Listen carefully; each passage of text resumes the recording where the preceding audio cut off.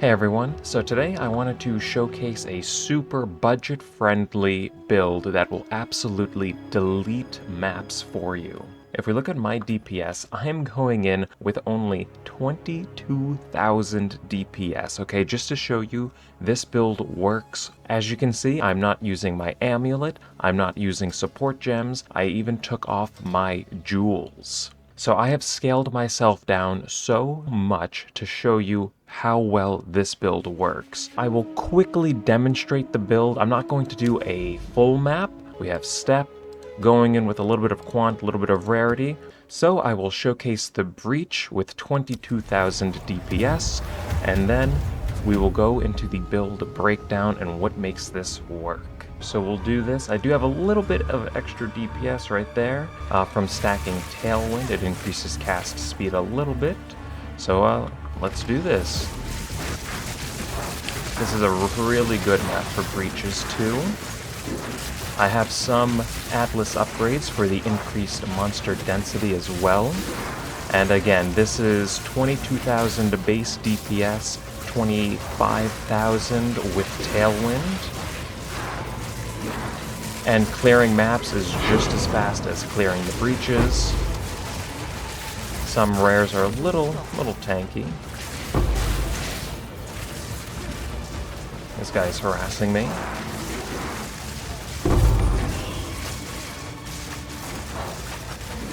This is also a tier 15 map. So nothing too special. Not a super juiced, tier 18, 16 with a radiation and corruption.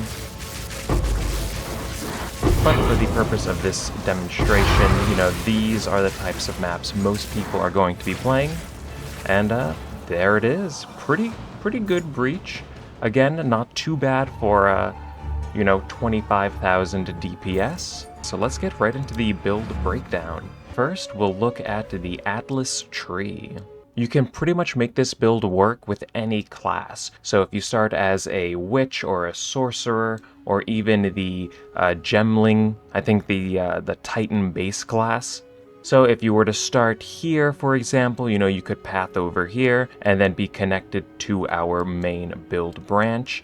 Or if you started over here, or even over here, you could path up, and be connected to our main branch. So for me, I started as a ranger. Let's look at what I have. For ascendancies, nothing too game-changing. I have a little bit of extra damage to enemies that are farther away from me. I have one additional projectile, not super impactful for a spark because it already fires so many projectiles. Like I mentioned, I have Tailwind for a little bit of extra movement speed and cast speed. And then I have 3% less damage taken per Tailwind, so a little bit of defense there. These are not build defining by any means. And then I'm just going to path out here, projectile damage, ailments, increased damage with hits against enemies affected by elemental ailments. And then I have increased bonuses gained from equipped quivers. If you start as a ranger or a titan, this is very important. If you start as a sorcerer or, any other class, you'll spend points pathing out, and it's probably not going to be worth the points to path inwards. So if you start as a ranger, you want this. If you don't, you can go without it, but I'll show you why this is helpful in a little bit when we look at armor. And then every single small node I'm allocating to intelligence, and I'll show you why in a moment. And then we path down here, we pick up movement speed and skill speed, and then we want lightning damage with non-critical hits is lucky. So what this does is it rolls damage twice. So if you were to hit between a 1 and 10, you would roll, for example, an 8 and a 2. So the game would take the larger damage number, that 8, and that is what is applied to enemies. So this is so important, it's so much damage. And then we also pick up these 2 lightning penetration nodes. Again, spark is lightning, so we can get 21% lightning penetration here. And then I path up here. We can ignore these green nodes. Those are a different weapon set. And then we'll continue pathing up. Pick up a little bit of a lightning damage here. And then we get to the main skill tree. So right here, I path down for some skill speed, mana regen, and intelligence. This is just damage. These 3 nodes are so important, increased skill effect duration. So what that does, we can see projectile duration on Spark. That's 2.9 seconds. So without these 3 nodes, it's 2 seconds. So we're getting almost 1 extra second for our Spark to bounce, to ricochet, to hit more enemies. So this is so important. We come down here to pick up the first keystone of the build, converts all energy shield to mana. So on all of my gear, it's energy shield, energy shield, energy shield, energy shield. So we're converting energy shield to mana, which we convert to damage, 3% increased spell damage per 100 maximum mana. I also have 50% increased mana regeneration rate while moving, because this build is so fast, it's such a fast mapper. We're constantly moving, we're constantly being affected by that increased mana regeneration rate. Over here, for 12% increased maximum mana, so that is a percent increase to mana, which we convert to damage. Swing down here for 3% increased attack and cast speed with lightning skills, which affects Spark, of course. And then a little bit more damage, 14% increased lightning damage with 8% increased attack and cast speed. Go up here for lightning damage, lightning penetration, and then we have 2% increased lightning damage per 10 intelligence, which is why every single node I'm putting into intelligence. So you can see I have 292 intelligence, virtually no dexterity, and no strength. And then finally, we path over here to pick up the second keystone. All damage is taken from mana before life. So mana is survivability, and it is damage. And then we finish this off with +5 to all elemental resistance, and 30% increased elemental damage, and then a little bit of cast speed. So what if you're not level 96, like I am? Then you can refund increased cast speed. We can get back these 4 nodes, and then we'll refund a little bit of damage over here. Of course, if you're not a higher level, you are going to have to make some sacrifices. So for me, if I was, say, level 80, I would refund 1, 2, 3, 4, 5, 6, 7, 8. We also got these 4 points back, so that is 12 skill points that we were able to refund. I have a little bit of extra intelligence here, which gets converted into mana. So that is 14 skill points. And then I have 2 more skill points over here. So that would take me to level 80. Again, I don't expect anyone watching this to be level 96, so this is how I would kind of downscale myself, if you're not a super high level. And then the one final change, for the budget build, there is one more keystone we could collect, and that is Chaos Inoculation. It makes maximum life 1, but you are immune to chaos damage. So what this does is this is a super budget-friendly option, because you don't have to worry about life on your gear, and you don't have to worry about chaos resistance on your gear. And what that does, it's going to make kitting yourself out, like gearing yourself out, so much more affordable, because you don't have to worry about 2 stats. So if you're on that low end, you only have a couple hundred exalts to spend for gearing yourself out, pick up Chaos Inoculation so you don't have to worry about chaos damage or HP. If you have that extra currency, you don't want this, because I like having this extra, health pool. As you can see, if I had 1 life, I would lose about 1/3 of my effective HP, 1/3 of my survivability. So it's a good budget option, but if you can afford the extra stats on your gear, get those. So now we can start looking at gear and pretty much everything that I've taken off my character. So first we'll look at our skill gems. So of course, Spark, you want Spark to be at least level 19, a level 20 gem I believe is a divine, so settle for level 19. And then we want supported skills have 40% reduced cost. We can go with 40% more projectile speed. This is going to make your sparks ricochet off more walls. They will travel faster, hit more enemies. So projectile speed is very, very good, even though it doesn't directly affect your DPS. Next, we will go with supported skills deal 40% more damage with hits. And then we will get 25% additional cast speed. Now, this 5th support slot, I mean, that is 600 exalts, and you can get away with using just these 4 supports. But if you do have that extra support slot, I have Controlled Destruction, 30% more damage with hits and ailments. So these are the 5 support gems you want to use. And we are also running Archmage. This costs 100 spirit, and it makes it so spells gain 8% of damage as extra lightning damage for each 100 maximum mana you have.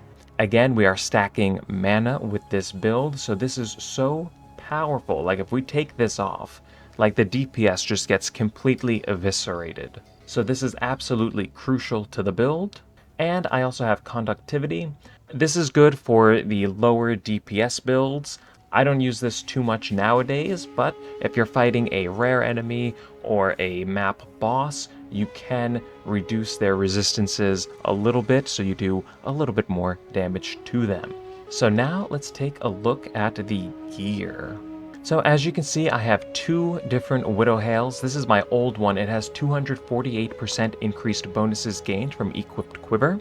So on the passive tree, we have 80% bonuses over here from these 5 nodes.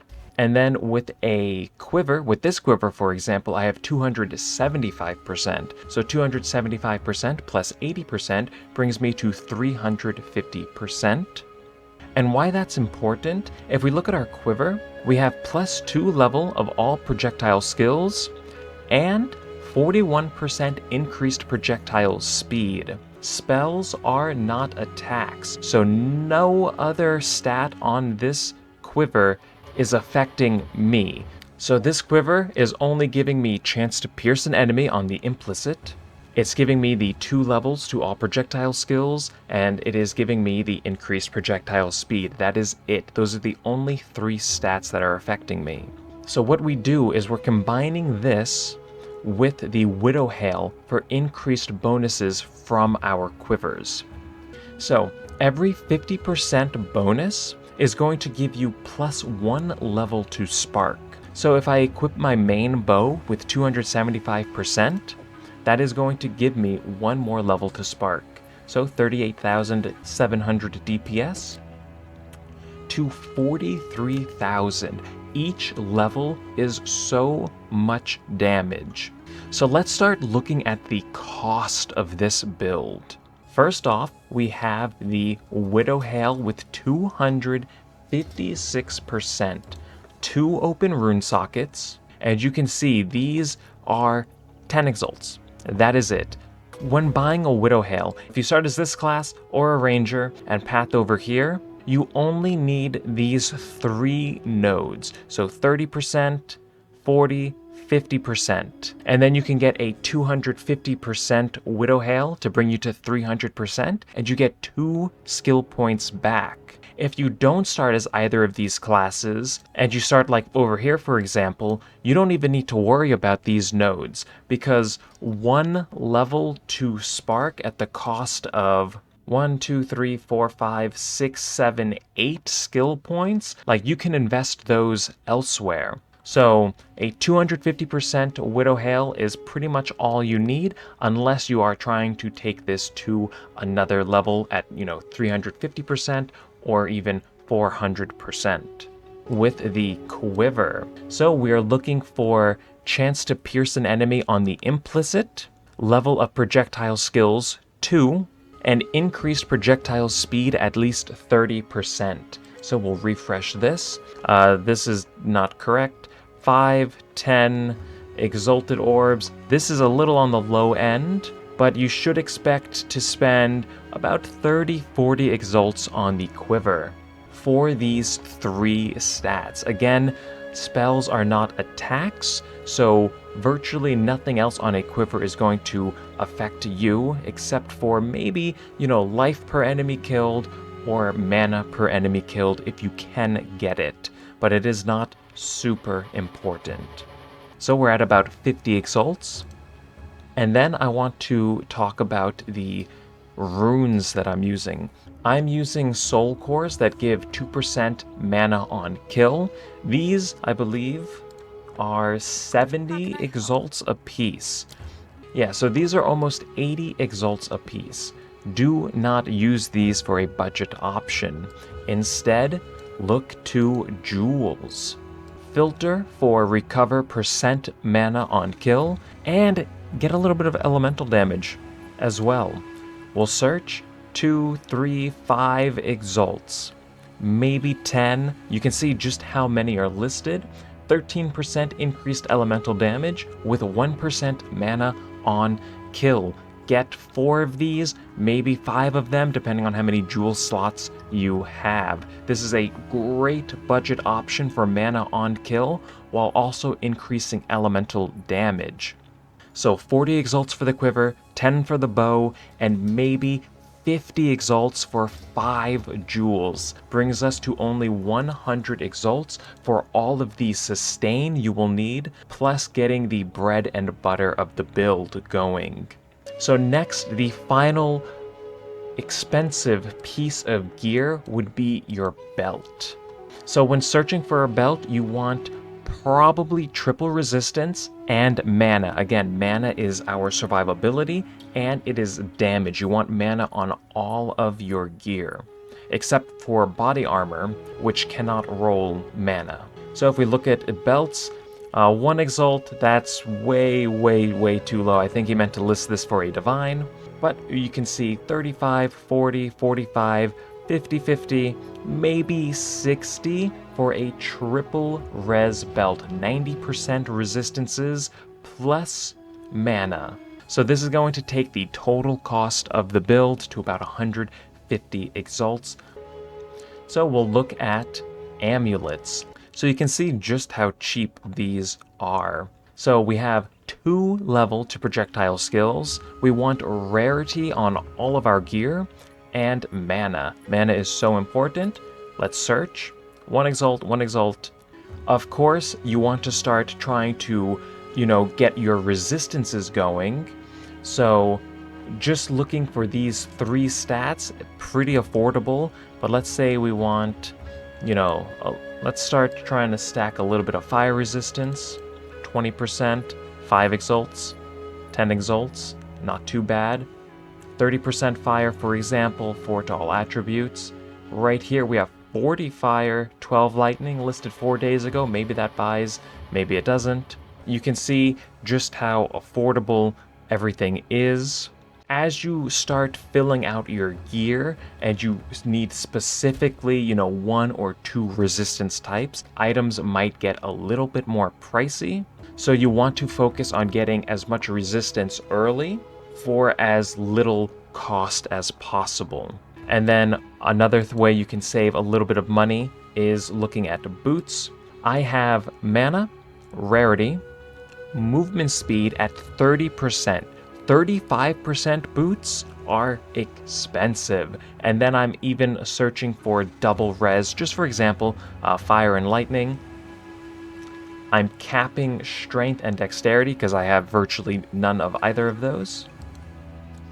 And you can see 30 exalts, 35, maybe 50. Gets a little pricey, but if we take off, let's say we take off lightning, the price drops. We could try cold and lightning, 20, 30 exalts for 45% resistance, not too bad.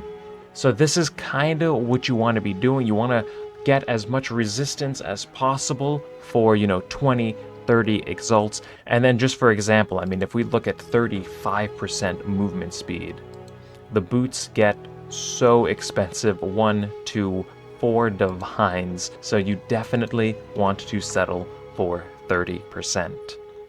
For rings, gloves, your helmet, it's all the same. It's mana, rarity, and depending on what you need, resistances. So we can see my helmet, energy shield, mana, 27% rarity, good resistances. Gloves, mana, rarity, resistances. My rings, we have mana, cast speed, so a little bit of DPS on this ring, resistances. Rarity, mana, resistances. That is all of my gear. And then we can see body armor, and this is pretty affordable. So I have, just for example, looking for double res, right? Cold, fire, even a little bit of intelligence.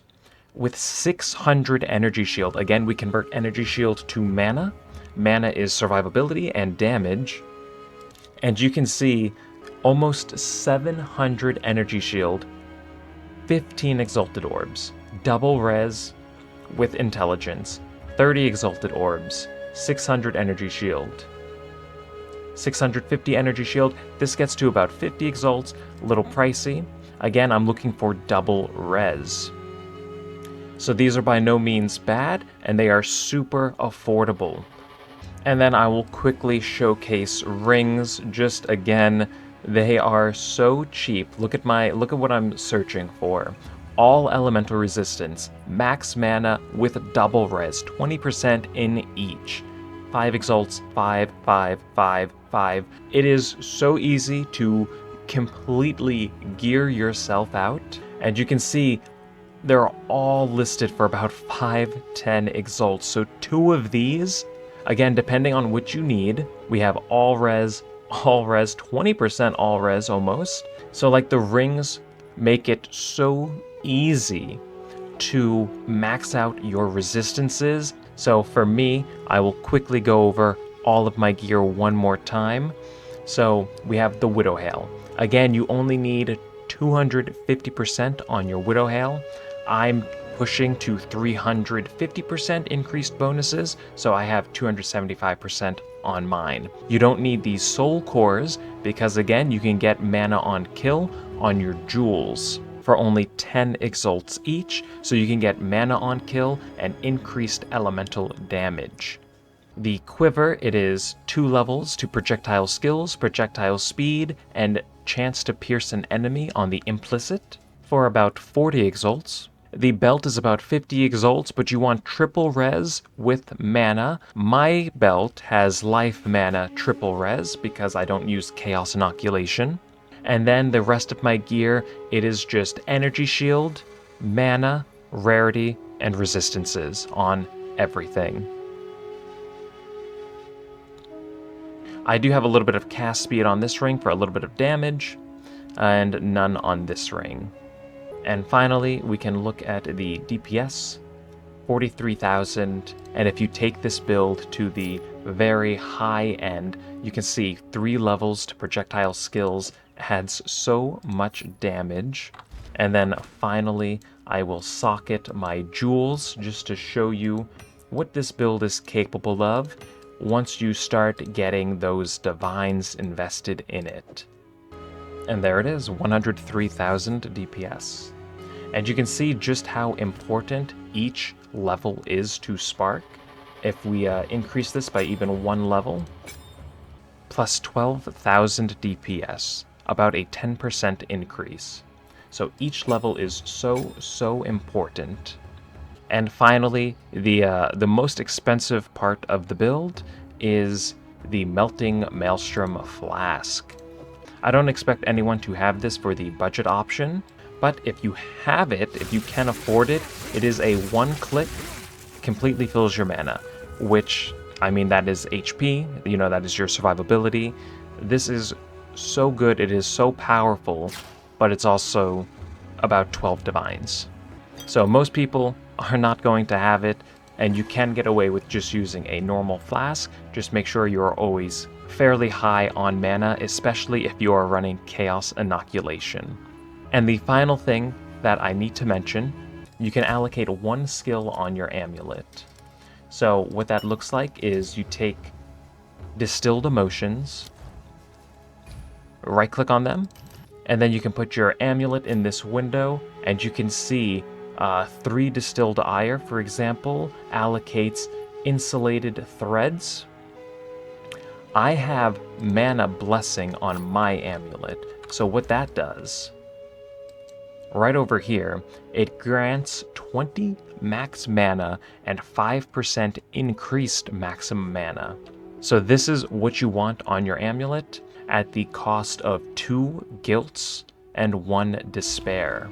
That is only going to set you back distilled guilt, 2 exalts, 1 exalt apiece, and then 1 distilled despair, 8 exalts. So 10 exalts for 5% increased maximum mana. You absolutely want that. And with that, I think that is just about everything. As always, take care, everyone.